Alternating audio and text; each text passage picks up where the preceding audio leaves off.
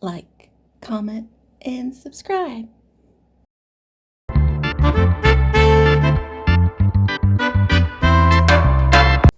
Hello, it's me, Ashley, and we're back with some more Marry My Husband, the web novel. And I feel like it's winding down.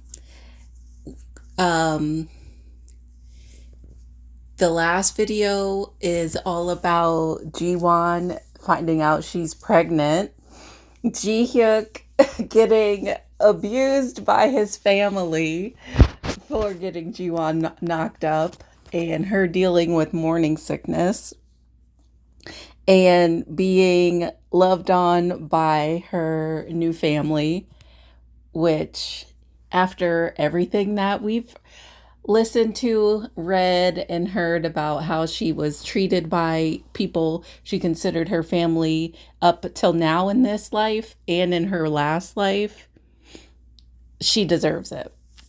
She deserves to be loved on as much as possible. So I'm just going to jump into the next chapter, which is 156. And I think I closed it out. Let me open it back up. But it is, let's see. So we finished with 155.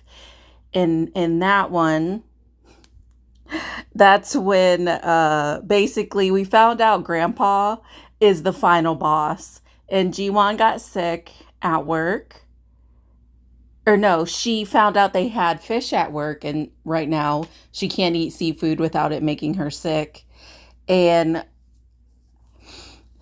Hugh Yeon came up with the fantastic idea that they would get pasta because that's what Jiwon was wanting. And she had a fantastic place for them to eat. It was in Grandpa, the CEO's office. And Jiwon, Joran, and Hugh Yeon all were eating in his office, and he joins them. So Jiwon and Joran are very uncomfortable. Hugh Yeon, it's her grandpa, so of course she don't care.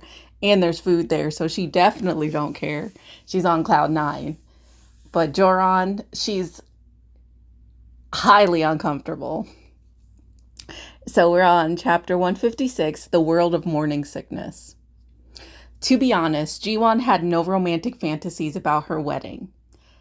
Things like a white sparkling wedding dress, an aisle decorated with flowers, and so on. She'd already walked down the aisle once wearing a wedding dress, so she had no regrets or expectations. But she thought it wouldn't be so bad to do it again with Ji-hyuk by her side. However, it looked like the clueless Ji-hyuk had no thought about the wedding at all because his dark eyes started darting back and forth suddenly. Why aren't you saying anything? Ji-hyuk's eyes started shaking faster after Ji-won asked her question. Please don't tell me you weren't thinking about it at all, she said. Miss Cha ruthlessly had once described Ji-hyuk as so tactless, no amount of money in the world could make up for it. But he was still a human being who knew when danger was approaching. He felt that if he nodded here, it would lead to a world war. So he hurriedly tried to keep his eyes from shaking. No, I've been thinking about it, he said. In fact, I already planned out everything. God gave Ji-hyuk money, a good family, a tall stature, a handsome face, and an alluring voice. However, God had not granted him the ability to lie on top of all of that.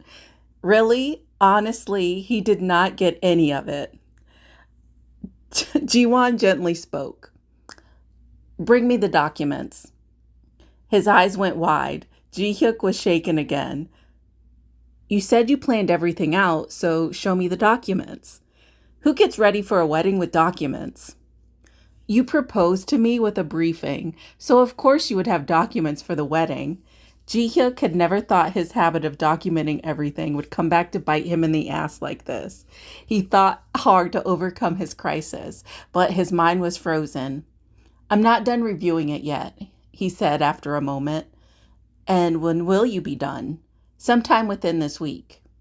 All right, once you're done, please send me the approved papers.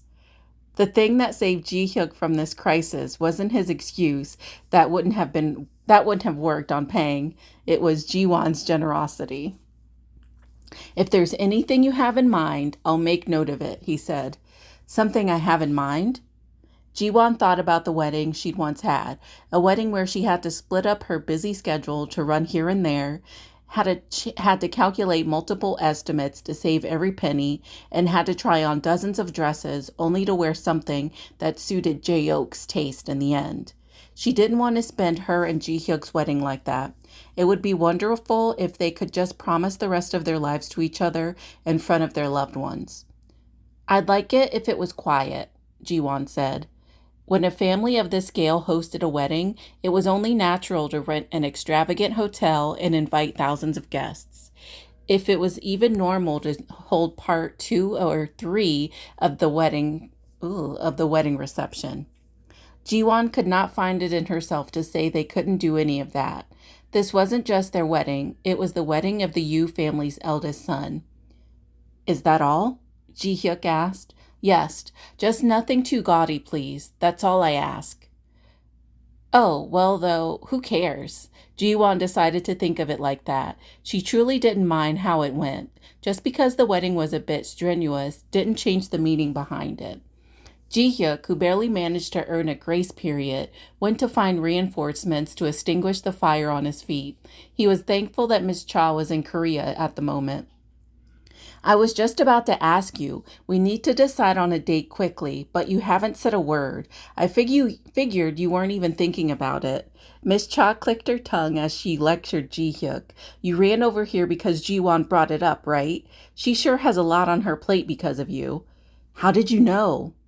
I know you better than anyone, after all. Ji-hyuk handed over a document. Only one line was written in the document titled Ji-won Kang and Ji-hyuk Yu's Wedding Pre-Plan. It read, Client request, nothing gaudy, and she would like it to be quiet. Miss Cha stared at the paper for a long time. After some silence, she opened her mouth just when Ji-hyuk couldn't stand it and was about to urge her to say something. She wants it to be just family, Miss Cha said. Where does it say that? It's a good thing Ji-won's the one you're marrying. Other girls would have been too frustrated to deal with you. Miss Cha seriously lamented.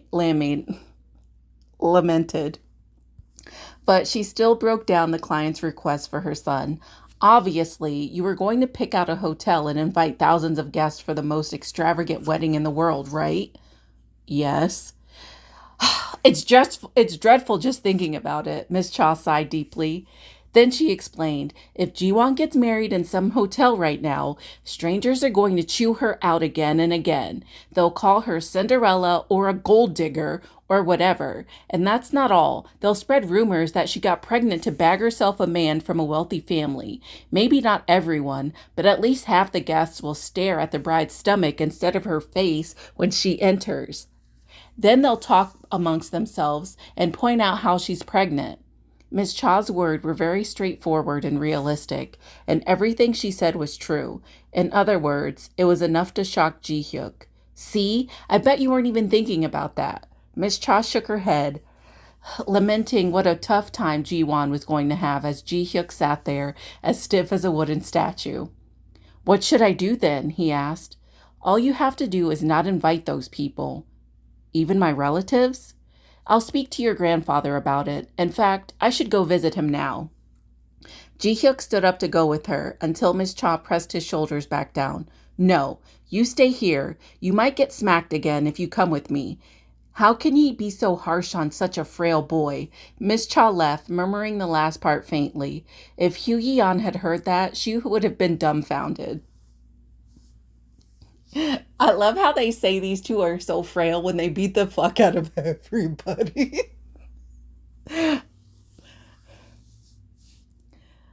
I'd like to check the menu for today's lunch. Is there anything in particular you're craving, dying to have, or fine with eating?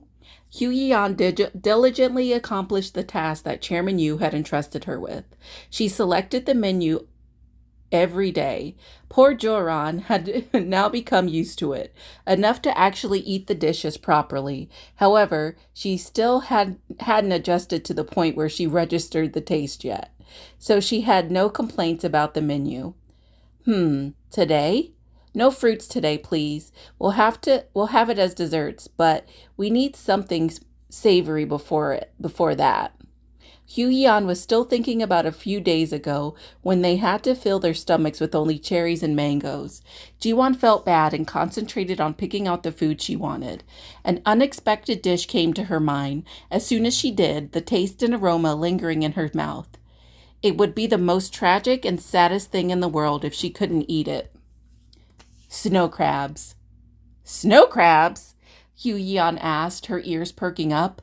You know, the ones we had at your grandfather's place. The ones I had to spit out without really getting a taste.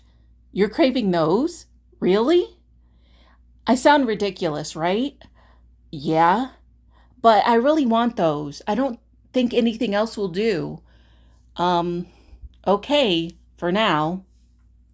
Yan could not ease her doubts, but she still made a note of what she wanted. So, snow crabs were decided on as the menu for the day without any arguments. Jiwon wanted the snow crabs so badly she couldn't even concentrate on her work. Let's go grab lunch, Joran said, clapping. The sound was extremely welcoming. Jiwon got up quickly and urged Yan and Joran to hurry up. Is the snow crab here yet? You want it that bad? Yan asked. I do, seriously. Even though it's seafood? I don't know. I don't know why I'm like this. Is this normal, Miss Yang? Yes, it feels as though you're being controlled, Joran said. Jiwon felt much better when Joran, who had experienced being pregnant, defined it like that. Jiwon linked her arms with Yan on the right and Joran on the left. They quickly walked up to the chairman's office. Just thinking about the delicious snow crabs abated her fears about dining in there. The elevator climbed up the building and arrived on the floor where the chairman's office was. Jiwon was getting off even before the door was fully opened, and she was surprised to run into Ji-hyuk in front of her. Ji-hyuk, what are you doing here? I had some time, so I came to eat with you. Ji-hyuk exchanged brief greetings with Joran and Yan after passing through the secretary's office and opening the inner door. There was a long dining table that had replaced the sofa and a table a while ago. Lidded plates had been prepared according to the number of people attending the lunch. We have many guests today, Chairman Yu said in satisfaction. He sat at the head of the table, opened his napkin, and put it on his lap. And just when everyone gave the thanks for the meal and opened the heavy lids, Ji-hyuk's face suddenly went pale. However, Jiwon had no idea she was too busy stuffing the highly anticipated crab in her mouth. You're not hungry, Ji-hyuk? Ji-hyuk shook his head at Chairman Yu's question. No, I've been thinking about it. Thank you for the meal. That's strange. Why do I feel so nauseous? Ji-hyuk wondered as she stabbed the appetizing crab leg with a fork to put it to his mouth. It wasn't just a feeling. He really was nauseous. What's wrong, Ji-hyuk? Jiwon stopped. She stopped eating and turned to look at him. Surprised, Ji-hyuk covered his mouth. His face was as pale as a sheet. He couldn't even breathe because he felt like he would throw up if he did. Do you feel sick? Want to go to the bathroom?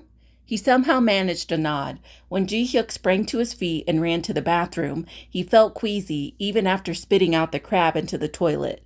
It felt as if all his organs were twisting around together. He stood there huffing and puffing, trying to quell his upset stomach.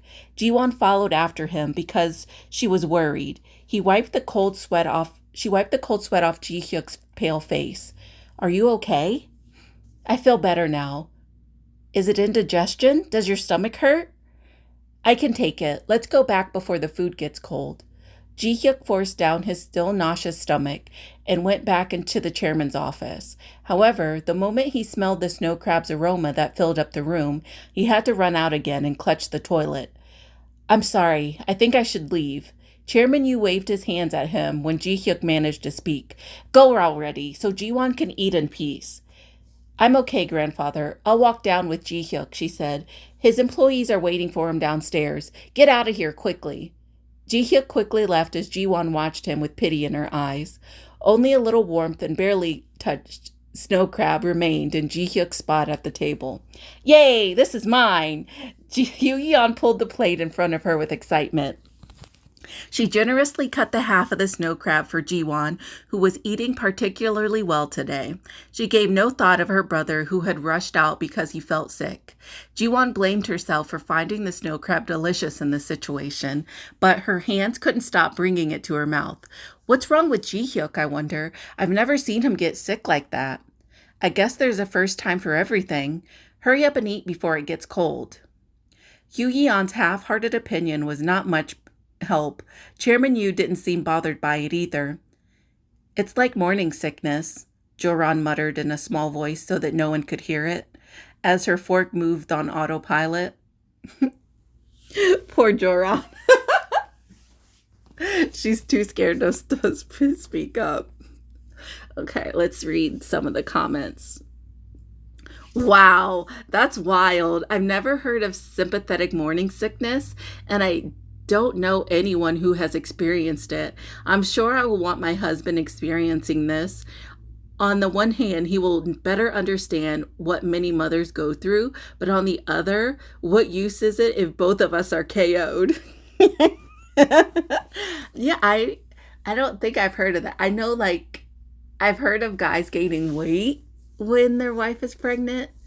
Oh, I'm going to ask my coworkers that have kids if that happens. Chairman Yu looked very happy having close guests to lunch. I have seen this. LOL. Poor Ji-hyuk getting to experience what Jiwon is going through. Glad she's finally able to enjoy the snow crab. No. Kuvad syndrome. Is that what it's called? So it does happen? That's so sad. If I were pregnant, I would want my spouse to experience it too. Not at the same time, which it seems like that's what's happening with them. But I would want them to too. Let's both go through these symptoms together. It's a couples thing. Aw, Chairman should be a bit soft, but he is so cool. I love how he was given all those things except the ability to lie. She caught him out. She called him out with the paperwork.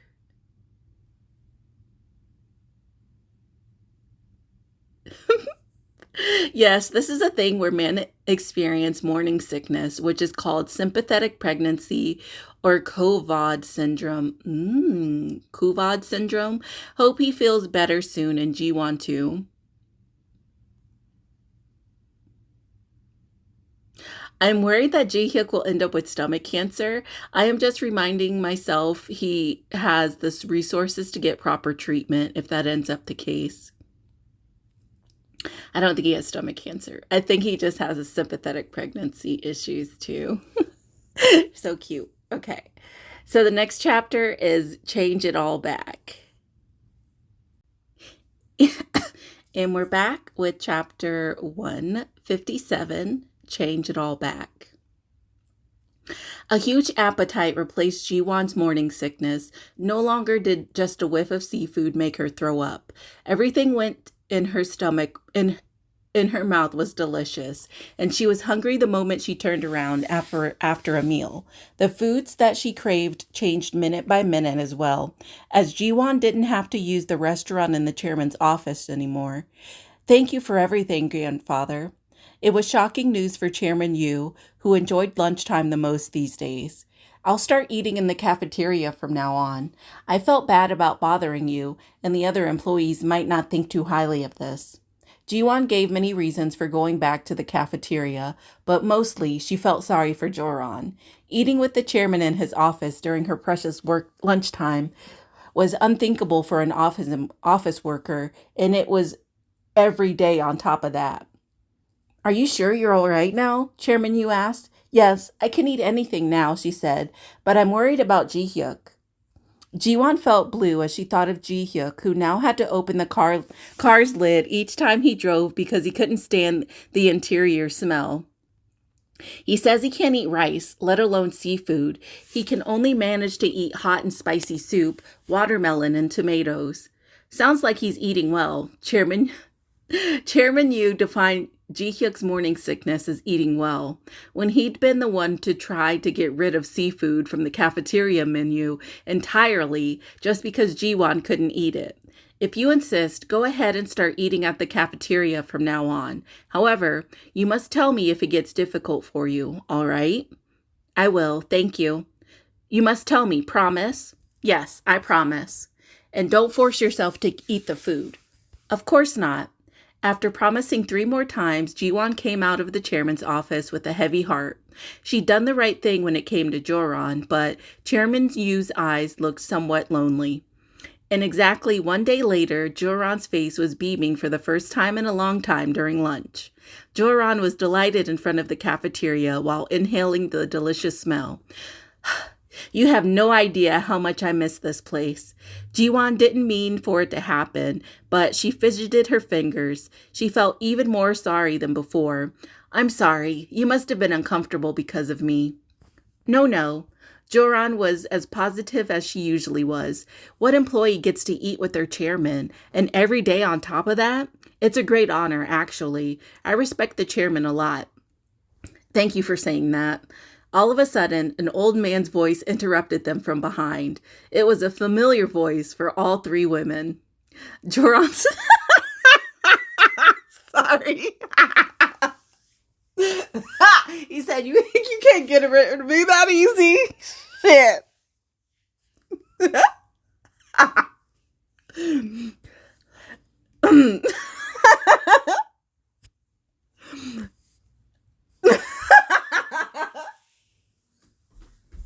I can just imagine Joran. Okay. Joran's face went stiff as she turned to the side where the voice came from. Hello, sir. Behind Chairman Yu, employees hesitated outside the cafeteria, unsure whether they could come in. Come to think of it, the restaurant was less crowded today. There were many employees who had not yet come inside. What brings you here, sir? I'm here for lunch. With just that short phrase, Chairman Yu expressed that he felt lonely. The office had been crowded every day until now. He was worried his granddaughter-in-law wasn't eating well, so today he chose to come here since she wouldn't come to him. What's the menu today, Mr. O? The menu is multigrain rice, beef radish soup, stir-fried octopus, and pork kimchi spinach, and lettuce. For dessert, they have ice cream cups and homemade cookies. The nutritionist is doing a good job. Chairman Yu took the lead and strolled into the lineup at the end of the line. Hello, sir. The employees who had been restlessly looking over at Chairman Yu since he appeared and bowed 90 degrees to greet him. Please come this way, sir. I'm ahead of the line, so, an employee said. Chairman Yu shook his head seriously as nearby employees rushed to give him their spots. The people who got here first should go ahead. Even elders need to wait their turn. The employees in front of Mr. Chairman Yu wanted to beg him to take their spots. What should we do? Joran whispered while rooted to the spot. Ji-won somehow had the sad, intuitive feeling that Joran would not be able to avoid lunch with Chairman Yu until her maternity leave. I think we have to sit with him, Ji-won said. That's the whole reason he came down here, Yu-yeon added. Mr. O gestured to the 3 of them subtly. He was telling them to hurry up and come get their food. Let's go. Grandfather doesn't like crowded places, so I'm sure he'll stop coming after today. We can do this. Will he really? Ji-won did not bother saying that out loud. The 3 naturally sat at the same table as Chairman Yu after filling their trays. The cafeteria used to always be full, but now it was empty around their table. It's nice eating in a crowd like this. I feel like I've gone back to my youth. Chairman Yu looked satisfied as he looked around the cafeteria, which was much quieter than usual. I'll eat here from now on when I can. I can kill 2 birds with 1 stone by saving money and getting a feel for the company. Should this be considered a relief or a tragedy? The number of employees who had to eat lunch in the same space as Chairman Yu had just increased by an exponential amount. Oh, I felt sorry for them. Those poor employees. Ji-won Kang, Ji-hyuk Yu's Wedding Pre-Plan Report. The title, written in a 35-point font, was very typical of Ji-hyuk. Ji-won turned the page and read the table of contents. It was neatly organized and divided into rows. This format gave a great sense of stability to an office worker's mind. Okay, time for the briefing. The briefing started once Ji-won nodded. First, we'll start with the date. Time is running out due to the extraordinary speed of the twins' growth. However, it is not advisable to rush too much, so I suggest between the end of June and July, when you enter a more stable period. Would it be possible to do it sooner? We have a lot of work, and are there any venues available? I've already secured a place. Please refer to the address and photo on the next page. It must have been the power of money that reserved a wedding venue within a week. Ji-won was speechless as she turned the page. She looked at Ji-hyuk. What is this place? This is just a house, and it was a picturesque house with a wooden fence and a white wall. The address written said it was located somewhere in Gangwon-do. It's my grandfather's summer house. As soon as you confirm the location, we will dispatch personnel to prepare. Is your summer house huge? Not really. It has a garden that's bigger than the one at grandfather's house now. Where will our guests go? We can accommodate them easily. Let's move on to the guests right away. The list of expected guests that Ji-hyuk compiled showed the people who would be invited, which included relatives very close to their families, close friends of Ji-won and Ji-hyuk, and their office colleagues. In total, it was about 30 to 40 people. That's all? Are you sure? Ji-won had been determined to hide her belly with her wedding dress and had already mentally prepared to endure the gossip about it. So seeing the short list, she was puzzled. Is there an issue here? Ji-hyuk asked. No, it's just there are fewer guests than I thought. I wrote down the people I need to invite. I wrote your side as far as I know, but you can add anyone if you want. Ji-won looked at the photo of the summer house again, surrounded by the verdant garden and their loved ones. She could see herself and Ji-hyuk smiling brightly. Already she felt the early summer wind brushing against her cheeks and the sunlight reflecting on the white walls and leaves scattering beautifully like crystal chandeliers. Do you like it? It's in the project pre-planning stage, so you can modify it as much as you want or discard it, Ji-hyuk said, worried at Ji-won's silence. Ji-won snapped back to her senses when she heard the word discard. Nope, no modifications, and absolutely no discarding. She shook her head in case Ji-hyuk changed his mind. It's perfect. The summer house is beautiful. And the date? All of it's perfect. It's my dream wedding. A wedding was something everyone dreamed of. And at one time or another, everyone dreamed of it, but not everyone had the means to make it come true. Ji-won felt thankful for every stroke of luck and happiness that came to her. I'm so glad to hear that. A relieved smile finally appeared on Ji-hyuk's face. Suddenly, that look was so sweet and made Ji-won's heart ache. She pushed the report aside and sat down on Ji-hyuk's lap. Ji-hyuk froze from both surprise and delight, his eyebrows raising. Ji-won wrapped both her hands around his chin. Can I kiss you? Not too much, just 3,000 times. As soon as he finished speaking, a shower of kisses poured on his forehead, nose, eyes, cheeks, and lips. Ji-hyuk didn't feel jealous of Peng anymore. Aww. I'm so happy she's starting to express her feelings to Ji-hyuk a lot more, physically and verbally. A white luxury car stopped in front of the apartment. The passenger window went down, and Hugh Yeon poked her head out. Come on, Ji-won, my mom's the driver today. Miss Cha gestured from the driver's seat. Get in. Ji-won got on the back seat awkwardly and asked after she exchanged greetings with the mother and daughter duo. You're driving today, Joram? What about the driver? Miss Cha smiled confidently as she raised her sunglasses. I've been driving for 30 years. You don't trust me? I'm just worried you'll get tired. I like driving, and I don't want anyone else joining our little trip. She's so cool. Jiwon was truly no longer afraid of Miss Cha anymore, although she still flinched sometimes when Miss Cha smiled. Even Hugh Yeon, who lived with her mom all her life, admitted, "Mom's scary when she smiles, to be honest. She looks like the devil." So a flinch was unavoidable. "Shall we go then?" Miss Cha asked. "Woohoo! Mom's driving. Let's go."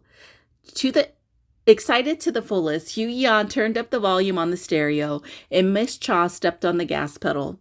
Her prize car still had the dent in the hood, began to race across the road with a heavy exhaust sound and pounding music. "Is the music too loud? Should I change it to Mozart?" "It's perfect, Joran."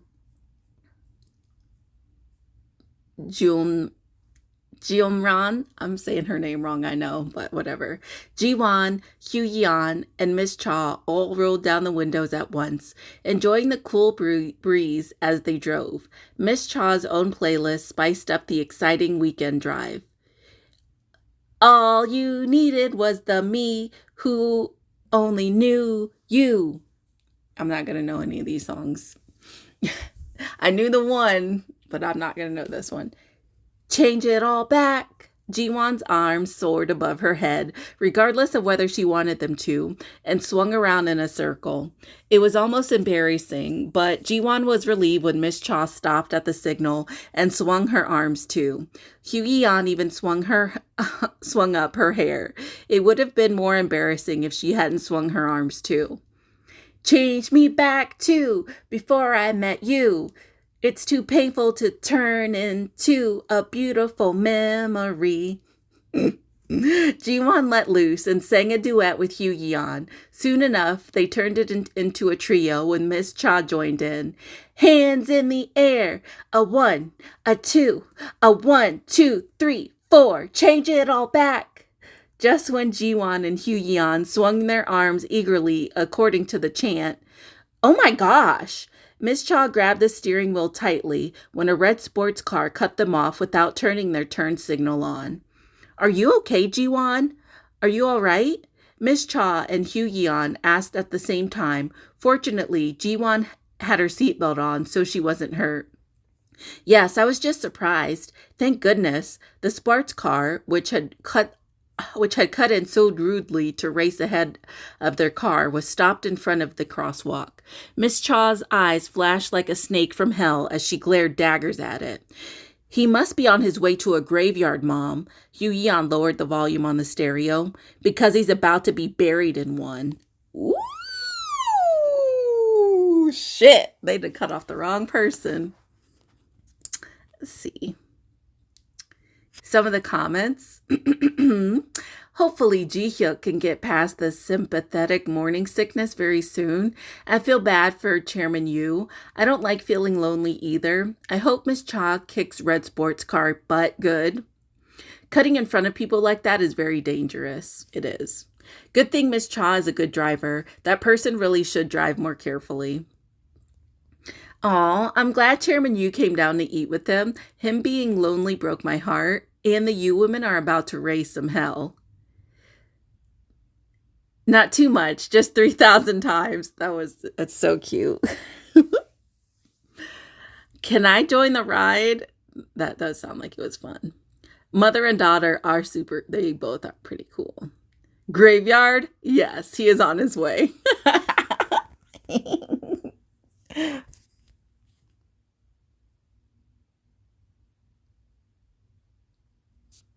Oh, I think somebody was commenting. I don't know. I didn't see it in this comment, but somebody mentioned it last time. "Remember that the cancer Jiwon was supposed to get technically already passed to Joran. Ji-hyuk will be fine. He probably got sympathetic morning sickness." Okay. So the next chapter is "You Almost Hurt My Family." And that was not the thing to do. Chapter 158. And we're back with chapter 158. "You Almost Hurt My Family." "What are you going to do?" Jiwon felt uneasy as she tried to calm the two of them down. Surely nothing outrageous would happen at Apyeongjong Street in broad daylight, but it was just in case. There would be no incident bigger than Hugh Yeon killing that driver who just cut them off. I'm going to get an apology out of him. Don't you worry about a thing. Hugh Yeon calmly got out of the car and walked towards the sports car. When Hugh Yeon knocked on the window, the driver lowered the window halfway and glared at her. What do you want? You cut in front of our car just now. So? The pregnant woman in the car almost got hurt because of you. Is she hurt? You think I'd knock on your car window if she were hurt? I would have smashed it open. What the hell did you say? The driver crumpled up his already ugly face and got out of the car. Hugh Yeon looked down at him and pointed at the white car behind her. Apologize to them right now. Make it polite too and lower your head. This is not my day. How about you fuck off? How about you apologize? The driver snorted. Ugh. It's always women who talk back. You think I won't hit a woman? Hugh Yeon did not want to make a big scene in front of Jiwon, so she spoke calmly and politely as much as possible. That's because you pick on women to harass. You probably do that because you know that a man would have whooped your cowardly ass. Ooh. The driver did not seem pleased with her answer. You want to get beaten in front of a pregnant lady? Think you can handle that? Fuck, you sure know how to piss me off. He took a white check out of his wallet, crumpled it up, and threw it at Hugh Yeon. Reflectively, Hugh Yeon grabbed it, and at the same time, thick hands flew forward towards her. She screamed, piercing everyone's eardrums. The next moment, the driver's hand narrowly hit the air, and fireworks exploded in front of his eyes. Huh? The driver looked at Hugh Yeon with a stumped look on his face. It had seemed like he had hit her, but she'd hit him instead. Ooh, classic Hugh Yeon. The same thing she did to Yora. Oh my gosh! How could you hit me? Stop staring at me! Stop! Stop! Hugh Yeon clenched her fists and threw a jab at the driver's defenseless stomach. The driver's waist, which had become stiff when she'd asked him to apologize, politely bent at a 90-degree angle. Are you okay? You're not hurt, are you? You little... The driver tried to snatch the teasing Hugh Yeon. In return, he had to roll around on the hood of his beloved car like Rambo being thrown into the enemy's camp. The light's green. Thanks for the money, mister, she said. Hugh Yeon quickly ran away and got back into the car. Through the car window, she saw the red-faced Rambo hurriedly get into his car as a wave of honking noises descended upon the man. How much did you get, Hugh Yeon? Miss Cha asked as she elegantly turned the steering wheel. 100,000 won. That's it? And he didn't even apologize, although I did kind of get it out of him. You remembered his license plate, right? Yes. Send it to Ji-hyuk. I already did. Good. He'll take care of it. Hugh Yeon shook her phone in front of her, which had the outgoing text message on the screen. Jiwon was very worried about how Ji-hyuk would take care of it. In fact, she thought it was enough that the driver was beaten up. May I know how he'll take care of it, Jerome? Jiwon asked. I'm not sure myself. Ji-hyuk will know what to do. Oh, okay. Are you sure you're all right? Your stomach's not hurting or anything. I'm fine. It's not like there was an accident. It wouldn't have ended like that if there were. How dare he harm my daughters? Jiwon cooled her slightly red face in the wind.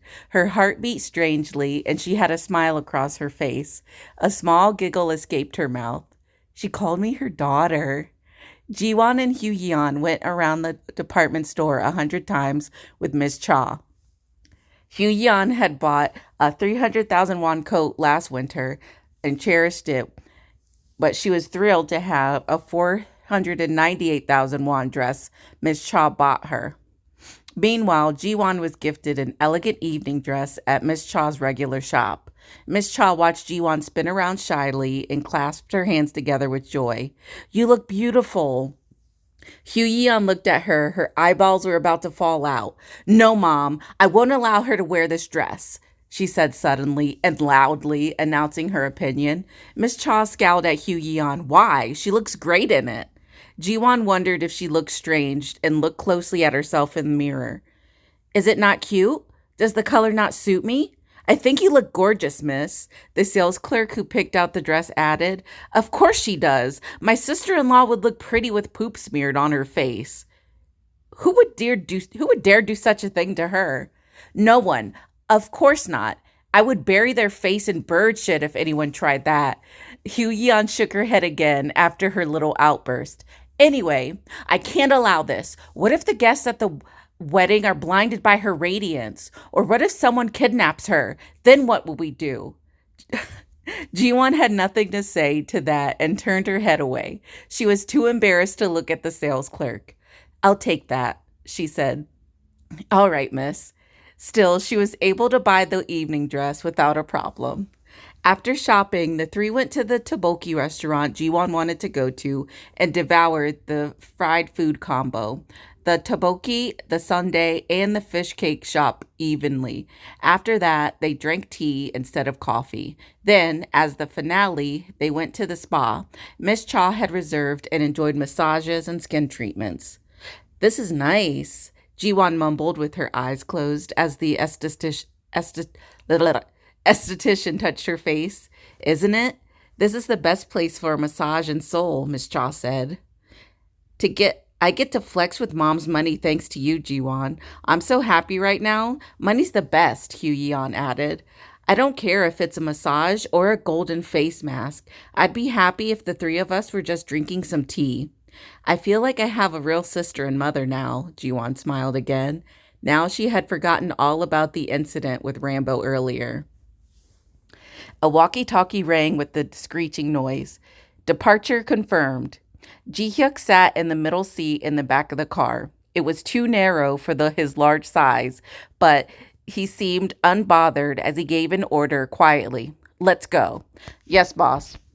The car, carrying 5 strong men, including Senu, began to roll with difficulty. It was such a small and cute pink car that all the passengers had to get out and walk when driving up a hill. The small car, following the walkie-talkie's instructions, had traveled here and there. Tonight, they were working a job meant to solve the difficulties of their VVIP clients. After driving around for a long time, they were finally able to join the road where the target was passing by. Ha! There he is! Chol-hong, who was almost crushed on Ji-hyuk's right side, rubbed his palms together. Should we cut in, boss? Sidhu asked. He had been sitting in the driver's seat for 2 hours with his neck bent sideways because of his large size and the low car ceiling. Go. Yes, boss. Excited, Sinu flicked on the turn signal and lingered around the next lane. They won't let me in, boss. Ugh, you fool. You're a human, aren't you? Humans use tools, Chol-hong said. Senu scratched his head at Chun-ho's scolding, but took out the sign. It was a road-exclusive tool especially produced by JN based on practical experience. The sign read, "Please let me join the lane." When he stuck the sign outside the window and shook it, the van in the next lane slowed down and let him cut in. Senu quickly took the spot 2 cars away from the sports car and flipped the sign. Thank you, heart sign. He also did not forget to blink the emergency light 3 times to express his overwhelming gratitude. After that, the small pink car didn't do anything. It just went with the flow of the road and drove. The van couldn't stand the sports car honking behind it and left the lane. Now there were only the sports car flashing its lights threateningly behind the pink car. The driver honked the horn a few times before holding it down. Chol-hong picked his ears. Geez, how noisy. Thank goodness it was daytime. If it had been the middle of the night, there would have been an accident because of the lights. Speed up. Yes, boss. The small pink car sped at a whooping speed of 65 kilometers per hour once Sinu hit the gas. The red sports car followed closely behind, flashing its lights like a disco ball and continuing to honk at them. Not satisfied with that either, the sports car suddenly switched lanes, sped up, and cut off the pink car without turning on its turn signal, of course. Sounds familiar. Chol-hong made a sound of disapproval with his mouth. That son of a bitch has lost his damn mind. Even at that moment, the sports car was busy honking and suddenly stepping on its brakes. It made a situation that could lead to an accident at any moment. Should I honk, boss? Sinu asked. Do it. The car made a loud and powerful noise compared to its small size. As if there were some kind of doorbell, the window of the sports car rolled down. The driver stuck out his head. Fuck off, you crazy bitch. Stop the car right now. Stop the car. Ooh. Following Ji-hyuk's instructions, the pink car drove to the side of the road. The furious driver got out of the sports car in front of them, stomping his way over. Get out here, you bitch. What the fuck kind of driving was that? Get out. I'm going to beat some sense into you. Damn. Talk about road rage. The door opened with a click, and Senu's body, which had been extremely squashed inside the small car, finally found freedom. He rolled his neck, which had been bent sideways for 2 hours. It made a loud crunching sound. It felt good. Is there a problem? Sidhu asked in his deep voice. Oh, no, it's nothing. The driver's tone suddenly turned docile. Then why are you flashing all those lights at us? I was just a bit pissed off in the moment.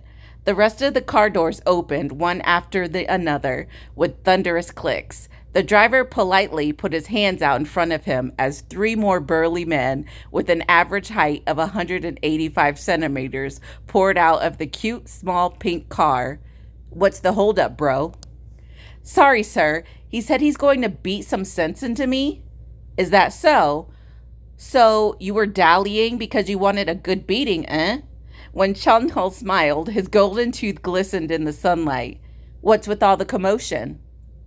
Rambo's eyes widened as Ji-hyuk stepped out of the car. His expression was severe, since he was pissed off from having to store his long legs in the narrow back seat for so long.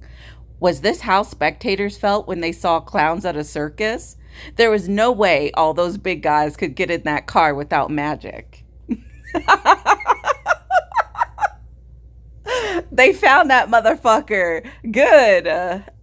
I love it. They tricked his ass. He thought because it was a small pink car, it was a girl, and he was about to try and fucking bully them. And I'm happy they rolled up on his ass and fucking bully. He just wanted to bully a girl, and they called him out. They're about to call him out. They called him out so quick. So quickly his personality changed. Okay. But some of the comments. Laughing my ass off, cram themselves into a clown car. I wish I could have seen them getting out of that car. That shit was probably funny as fuck.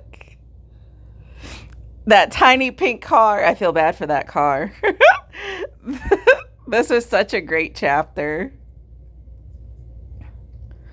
I love when bullies get schooled. The guy didn't learn when Hyo-yeon punched him in the face, so hopefully he learns this time, right? She beat him up. She basically beat him up, and he still didn't learn. Now, R.I.P. to that damn driver. It was in that moment he knew he fucked up.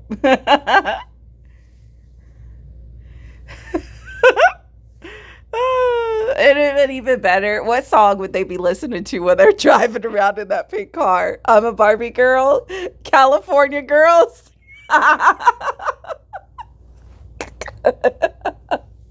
Oh, okay. So that was the end of chapter 158. Up next is 159, Ji-hyuk's wish. And we're back with chapter 159, Ji-hyuk's wish. How the hell? Ji-hyuk glanced at Chul-hong. Explain. Now. He says he wants a beating, boss. Then do it. What are you all standing around for? Yes, boss. Senu and the other burly men surround Rambo. Rambo experienced a miracle. His long-term anger management issues were completely cured instantly. No, I didn't say I wanted a beating. The hell are you talking about? I heard you say something about beating some sense or whatever, Senu said. No, that's not what I meant. Or what? Are you saying you're going to beat my bros? Chol Hong snorted. Looks like you're in for a beating, Senu. This dude has been following you around because he was dying to fight you. It was obvious what would happen to him if he swung his fists here. Rambo instinctively bowed in front of Sinu's chest, where fat and muscles were mixed in an appropriate ratio. It looked like he could survive a knife wound. No, it's okay. Please forgive me. I made a mistake. And what if it wasn't a mistake? Chol Hong cleared the way when Ji Hyuk, who was watching silently, took a step forward. What were you going to do? Ji Hyuk asked. I didn't mean to. Since it's a small pink car, you thought a woman or a 27-year-old man would be driving it? Didn't you? I was minding my own business when you cut in front of me. We turned our signal on and thanked you for letting us cut in. You're the one whose turn signal seemed to be broken. I'm not used to using them. I'm sorry. So even though you're a driver, you've never used a turn signal, yet you'll chase after female drivers and threaten them? Does that make any sense at all? Ji Hyuk put his hands in his inside pocket. He looked as though he were going to take out a knife or a gun. Rambo stepped backwards in fear and bumped into Sinu's chest. No, please, forgive me. I won't do it again. But what came out of Ji Hyuk's pocket was a palm-sized digital camera. A few days ago, you cut in front of another car, threatened the passengers, and even used violence in front of them. Inside that white car was a middle-aged woman, a long-haired young woman, and a pretty pregnant woman. Did you apologize to them? Rambo's mouth dropped open from astonishment. I did cut in front of them, but I'm the one who got hit. We checked the black box and saw you swinging your fist first. It missed. Are you sorry or not? I'm sorry, but take it. Ji Hyuk handed the camera over to Chol Hong. Chol Hong very skillfully used the camera and started filming. Now, you're going to bow down 108 times like the Buddhist monks to show your repentance. Say, I'm sorry on the way down, and I'll never be a dick again on the way up. Go. I'm sorry. I'll never be a dick again. Rambo had never bowed 108 times before, but he had no choice when they ordered him to do it. He finished his 108 bows of repentance and was born as a new person as he obediently left the scene when he finished. Bro. Oh my.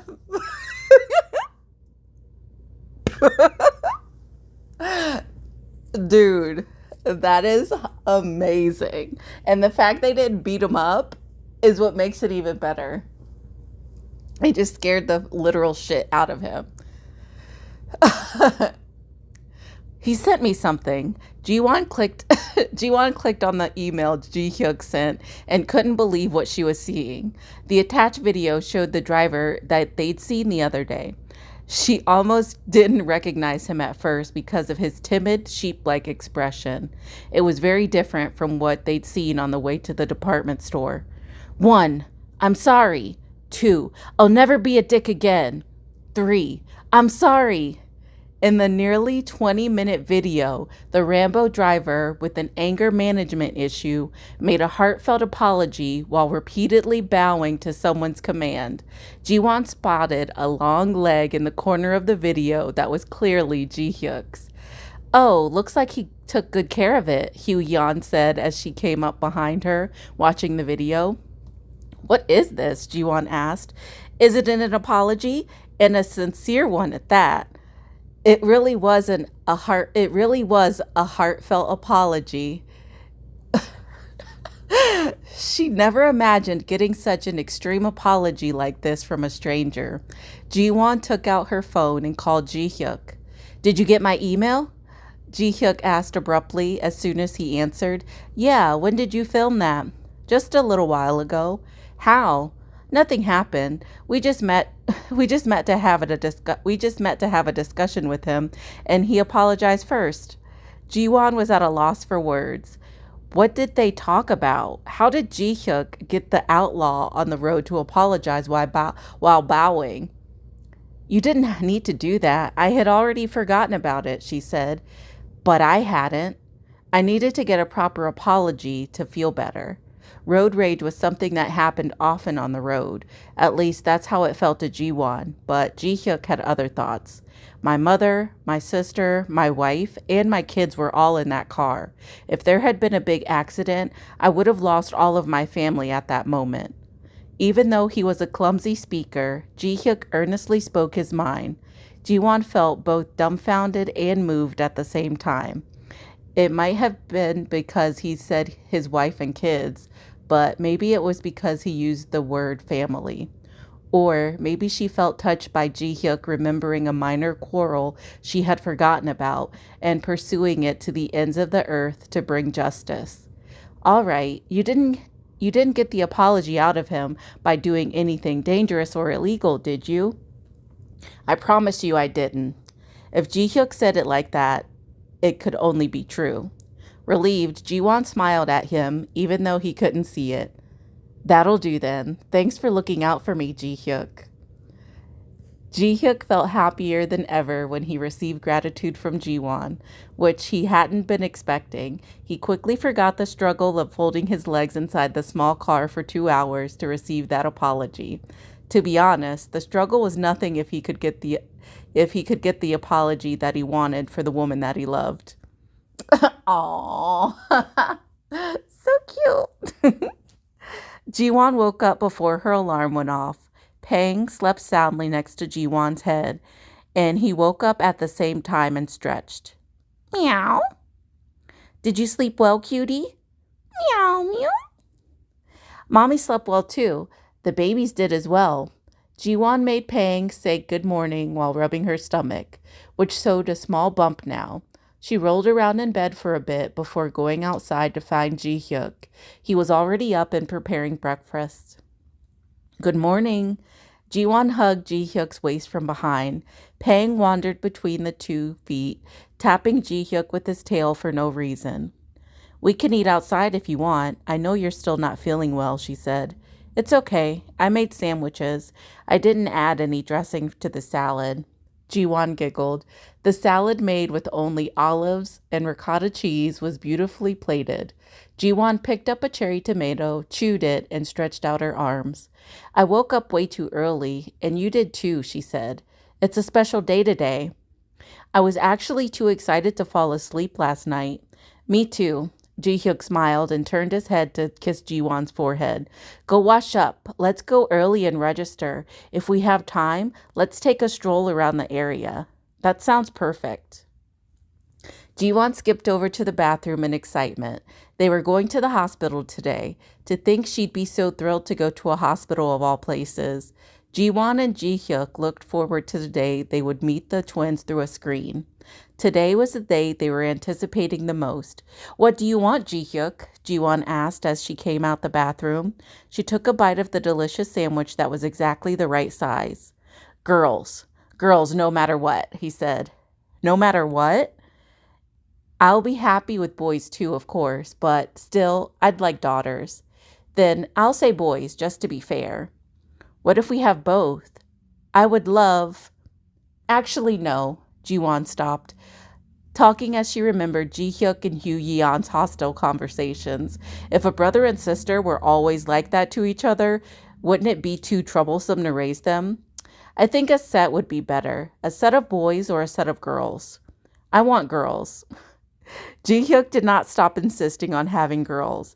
Not when they got in the car after breakfast, and not when they went to the hospital. He even picked up some strange superstition from somewhere. Jiwon, Ji Hyuk called, falling behind her for some reason. Jiwon stopped on her way to the building and turned her head. What are you doing back there? Ji Hyuk's face brightened. Jiwon tilted her head in confusion. Why are you smiling? They're girls. What? I heard if you turn your head to the left when someone calls you, you're having a girl. What has happened to this man? This was the man who said that cats have good vision and can spot the fine flow of dust in the air when she told him that cats can see ghosts. That's your reasoning? She asked. There's another one. They said if you crave fruits and vegetables, it's a girl. I liked those before I got pregnant. And they say your stomach protrudes more if it's a girl. But my stomach's not really protruding yet. Still, I'm sure they're girls. Now, if he was insisting on it, Jiwon went into the doctor's office, worrying that Ji-hyuk might cry if the doctor told them they were having two boys. The doctor spoke brightly. They're very healthy. They're growing well according to the number of the weeks. Jiwon was happy to hear that, but she actually somehow knew that instinctively. Jiwon and Ji-hyuk held hands tightly, looking around at the ultrasound to spot any slight differences in their eyes. It looks like you two are very curious about something, the doctor said playfully. Ji-hyuk nodded quickly. You want me to tell you to get a pink onesie, right? She asked. Is this doctor a mind reader? How did you know? Jiwon asked in surprise. I can see in your husband's eyes. They're chanting for girls. Wow, you can tell? Apparently, it was so serious that even strangers noticed it. What about you? How do you feel? The doctor asked. I don't really mind either way, as long as they're healthy. That's good, because they're very healthy.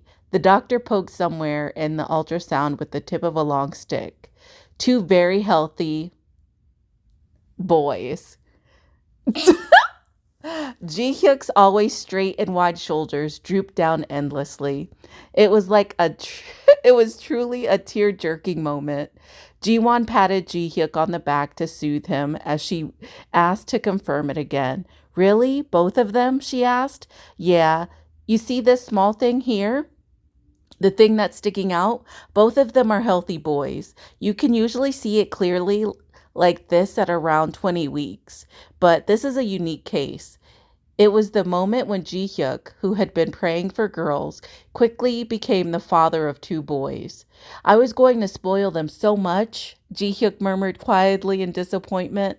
I was going to pamper them and indulge them to no end. They were going to live with us forever without getting married.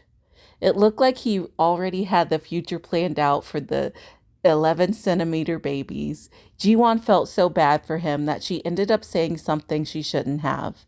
We can always try again. I'm open to having a third or even a fourth baby. We'll have a beautiful daughter, and you can spoil her all you want. She said it without even knowing that her future had changed. Aw. Look at Jiwon, ready to have more babies already. That chapter is so cute. So cute. Okay. So, some of the comments. A long-haired person and a pretty pregnant woman.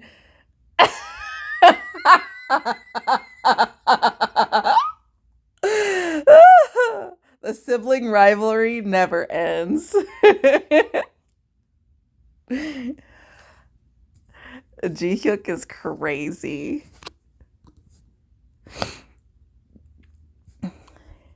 I absolutely adore how he simply refers to his little sister as a long-haired person or my grandfather's granddaughter instead of using her name. Ji-hyuk is crazy and it's so fucking funny. My grandfather's granddaughter, these you siblings. Ji-hyuk is so cute. The way he was screaming and praying for girls, but got boys instead is so lovely. Don't worry, you can always try for a third one. It might be a girl, who knows?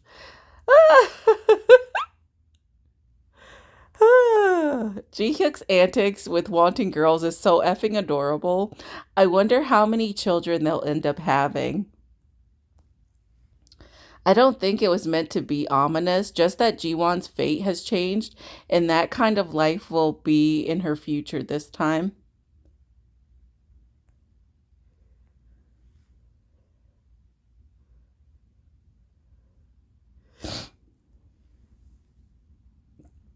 Oh my gosh. That's the end of chapter 159, Ji Hyuk's wish. The next chapter is 160, Ji Hyuk and Pang get thrown out. Wow, Jiwon, how you feeling, sis? And we're back with chapter 160, Ji Hyuk and Pang get thrown out. The twins inside Jiwon's belly grew day by day. She noticed her belly growing a bit larger, but it started protruding exponentially a few days before the wedding. Go back to your house. It was exactly a week before the wedding when Jiwon folded her arms and shot back at him coldly. It was completely out of the blue for Ji Hyuk, who was about to take off his shoes after finishing his daily routine. Why? At Jiwon's feet, Pang groomed himself like it was none of his business. Suddenly, he was caught by his back and lifted up. You too, Pang. Meow. Fine, you can stay. Pang was able to stay thanks to his cuteness. Seeing this, Ji Hyuk wondered if he should start making cute noises like that. I packed your belongings. Take them, Jiwon said. Take them where? I know you're pretending to be homeless. Ji Hyuk's mouth snapped shut. Unable to lie, he avoided eye contact with her. Jiwon stopped herself from comforting him and telling him to come inside. You think I wouldn't find out that you've been pretending to be pitifully homeless when you were fine all along? She asked. I didn't pretend to be pitiful. Whatever the case, that's how it looked to me. You could have given me a warning. Why do I need to warn you when I'm asking you to leave my own house? There's only a week until the wedding. That's why I'm kicking you out. We're going to live together for the rest of our lives, so I want to spend the last week by myself. Ji Hyuk did not want to stay alone, whether it was for a week or for 7 hours. He was about to berate Senu because he would be able to spend more time with Jiwon if it weren't for the employees at his company. But now she was kicking him out. And not only that, she wanted to live separately for a week. A whole week. Ji Hyuk felt like a poor man from a fable getting kicked out of his house in the middle of the winter with his family. I should have told you that I had a house to stay in. I'll take responsibility for all the additional living expenses, maintenance expenses, and Pang's food. His words had no effect. Of course, after pleading for a while, Ji Hyuk turned around with the carrier that Jiwon had packed. He held Pang in his arms. Nya, meow! Feeling cheated, Pang struggled wildly and bit his arm. Still, Ji Hyuk did not let go of him. He could not accept that Pang got to stay while he had to go. Good night, Jiwon. You too. Feeling chased out of their home, Ji Hyuk and Pang sadly went back to the house next door. It felt farther than North Korea. When he clicked the lights on, he noticed that the living room felt cold, even in early summer. He had initially been satisfied with this house because it was easy to clean when he lived on his own. The marble floor, the black leather sofa, the huge TV without a pedestal helped with that, but he was already beginning to miss Jiwon's warm, cozy house. Ji Hyuk took a shower and changed his clothes according to his usual habits. He lay down on his cold bed that was too wide to use alone, but his eyes remained wide open. He couldn't fall asleep. This is where we had our first kiss. A smile spread across his face. The memory was as vivid as a dream he'd had just had. When he'd opened his eyes, delirious from the heat, Jiwon had been there. He really thought he'd been dreaming back then. He figured he'd missed her so much that she'd showed up in his dream. Pang more than repaid him for taking him in at that moment. When he closed his eyes, he heard Jiwon's soft breathing as she slept. When he turned to the side, he felt a warm body near his back. But when he turned, he saw a dim illusion on the empty bed. Ji Hyuk reached out his hand and touched the air where Jiwon's hair would have been. I miss her already. He never knew being alone was this lonely when he had been alone his entire life.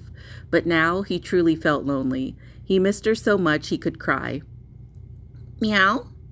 Pang cried sadly while scratching on the door. He must have been lonely as well. The bedroom was off limits to Pang, so of course Ji Hyuk ignored him. Nya, meow? No, go sleep in the living room. Nya, I said no. Meow? You'll get fur all over the place. Meow. He didn't realize it before, but now that he knew what loneliness was, Pang bothered him. How lonely it must be for that small, insignificant creature to sleep alone in that uselessly spacious living room. Damn it.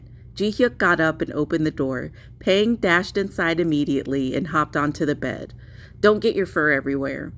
After giving a warning that probably wouldn't work, Ji-hyuk laid down with Pang under the blanket. The human and the cat without Ji-won soothed their sadness and loneliness together, wallowing in each other's warmth until the wedding day. At every moment, Ji-hyuk strengthened his resolve. He swore that once they were married, he would devote his heart and body to his loyalty.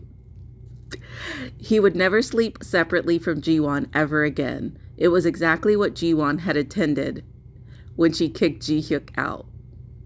Okay. The rain had poured all night long. That had stopped right when the sun rose. In the high and clear sky, feathery clouds remained as thin, pretty cotton candy blown by the wind. Fairly strong sunlight poured in between them and scattered across the greenery that was still moist from the rain. When the wind blew, the leaves shook like waves. Even the impatient cicadas took a break from raising their singing voices as they struggled to find a mate. The wedding hall on the dewy lawn was decorated with so many flowers that it looked like a huge bouquet from a distance. Check what time the chef and catering crew will be ready. Audio is checked, and so is the orchestra. Make sure the guest bus arrive at the hotel, Miss Cha directed. With eyes blazing, Miss Cha was determined to hold the perfect wedding. She was walking through each movement of the guests, the bride, and the groom, checking through everything several times. Then she checked again when there was nothing left to check. Mom! Mom! Hugh Yeon ran from the restaurant shouting for Miss Cha. What's wrong? Is there a problem? Mom! Today's chef is... Hugh Yeon said, struggling to speak as she huffed and puffed. What about the chef? A highlight of a wedding was the food, no matter what anyone said, no matter how fancy the interior was, how many guests came, or how pretty the bride's dress was. As time passed, the only thing left in the guest's mind was how delicious the buffet was, or how it wasn't even worth the 30,000 won in congratulatory money they'd given the couple. Miss Cha's nerves, which were already sensitive enough, were on the edge at the thought that there might be a problem with such important food. About that, I went and, Hugh Yeon gasped, tried the sauce. She lifted her back and gave 2 thumbs up. It's awesome. It's the best food I've ever eaten. Why don't you go inside and look after Ji-won instead, daughter of mine? Miss Cha said kindly through gritted teeth. Hugh Yeon sullenly pouted her lips. She had just wanted to tell her mom the food was going as planned. Still, she headed to the bedroom on the 2nd floor where Ji-won was. The bride's makeup was waiting room today was the sunniest room on the 2nd floor. Ji-won had just finished taking a bath and was drying her hair in a gown. The sound of a knock at the door delighted her. Come inside, Hugh Yeon. Oh my gosh. Hugh Yeon opened the door and jerked her body in surprise. How do you know it was me? Who else would knock on the bride's door so loudly? Someone now knocked loudly on your door? Who did that? Where are their manners? You did that. I knocked on it politely, like this. Hugh Yeon demonstrated by making a serious face and tapping her thighs. Ji-won didn't see much of a difference, but she didn't bring up the knock again because Hugh Yeon looked serious in her own way. I see. Anyway, you were the only one who would do that. I'm a proper lady after all. Hugh Yeon sat in front of the table by the window, exhaling through her nose. She seemed proud about something. This proper lady came over to take care of her new sister-in-law. Do you need anything? Want me to dance? Or sing? Or both? Why don't you sit there and breathe quietly? Got it. I shall breathe quietly. Hugh Yeon rested her chin on the table and began to breathe hard. The room was spacious with a bathroom and king-size bed. It was full of experts and helpers in various fields, including hair designers and makeup artists who'd been invited for today. The early summer breeze blew in with a wide open window and gently shook the white chiffon curtain. The orchestra's rehearsal performance was pleasant, even in the midst of the clutter. Jiwon, the main character for today, sitting in front of the vanity and looking into the mirror, was the most touching scene Hugh Yeon had ever seen on an early summer day. Hugh Yeon couldn't stop the giggle that escaped her lips as a wide grin appeared on her face. It was a smile of joy. She finally had a sister in her desolate life. Her only sibling was a brother, closer to a log than a man. She was even happier when she imagined someone bullying her because she now had a sister who would run after them and fight for her. She was so happy that she almost wanted someone to bully her, just to see her sister run and scold them. "What are you smiling about?" Jiwon asked when she saw Hugh Yeon through the mirror. "You're just so pretty." "I didn't get my makeup done yet. Still, you're so pretty. My love, my guardian, my sister, and my new sister-in-law." Hearts popped out of Hugh Yeon's eyes as she looked at Jiwon with her chin in her hand. It was more like the eyes of a fan watching an idol than the expression of a sister-in-law looking at her new family member. It made Jiwon feel awkward, but she didn't hate it. "You two are so close. You look like real sisters instead of sister-in-laws," the makeup artist said, praising them with a twinge of envy in her voice. As she tapped a powder puff on Jiwon's face, Hugh Yeon liked what she said so much that her whole body twisted with joy. She laughed and said, "We hear that a lot. To be honest, I'm closer to her than my brother is. My sister-in-law actually said she liked me more than my brother since the beginning." Jiwon swore she'd never said anything like that. Hugh Yeon must have misinterpreted her words and heard what she wanted to hear when Jiwon told her that Ji-hyuk was really scary initially. But Hugh Yeon was cute, so she didn't correct her. A small smile appeared on her sister-in-law's face. Oh well. They are so cute. Okay. So that's the end of chapter 160. That's kind of mean that she kicked out Ji-hyuk like that, but if it's part of her master plan, I get it, but she didn't have to do that. Like, he loves her ways too much. That's totally unnecessary. But let's see, some of the comments. I really enjoyed this chapter. Thank you, author, for a great story. Somebody said, "Pang," sad face. Love how he listed numerous properties and assets when proposing the second time around, yet it somehow shocked that Jiwon realized that he is not in fact homeless. My heart totally melted when he and Pang finally bonded tightly after both being kicked out, or rather Ji-hyuk refusing to be the only one forced to leave. Wonder if he will follow through on making cute noises in the future. I do like that part, that he finally let Pang sleep in the bed with him when it's just them two alone. "I didn't pretend to be pitiful. Poor guy can't lie." And here's his plea. I love Hugh Yeon. True family and well-wishers are hard to come by. Jiwon is really lucky to have them. I am jealous of her now, but happy for her too. Now that I think about it, Sumin's wedding was pretty much dull and stressful compared to this wedding. And I also noticed that Jiwon is actually allowed to getting makeup on. The other hand, Sumin's mother-in-law didn't even let her do any makeup by making up an awful excuse like makeup is bad for pregnancy. So now I know how much lucky Jiwon is to be married in such a good family with great heartfelt people. Yes. Oh yeah, I forgot about that. What's her name? Jaeok made an excuse she couldn't wear makeup because she was pregnant. Ugh, that family was trash. But yes, that's the end of chapter 160. Ji-hyuk and Pang get thrown out.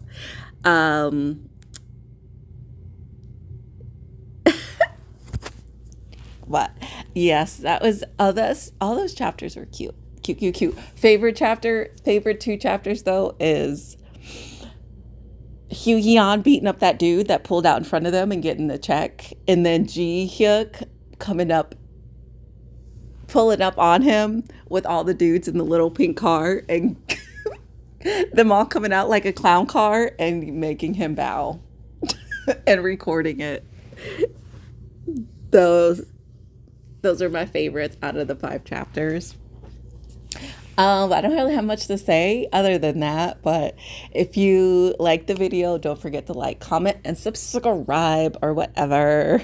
And be on the lookout for the next 5 chapters. If you check out the playlist, if you missed any of the other previous chapters, or if you want to listen to from the beginning, I heard it's really nice to listen to go to sleep or whatever. I'm going to stop saying or whatever. But thanks again. Have a great morning, afternoon, evening, whatever time it is that you're listening. And I will see ya. Bye.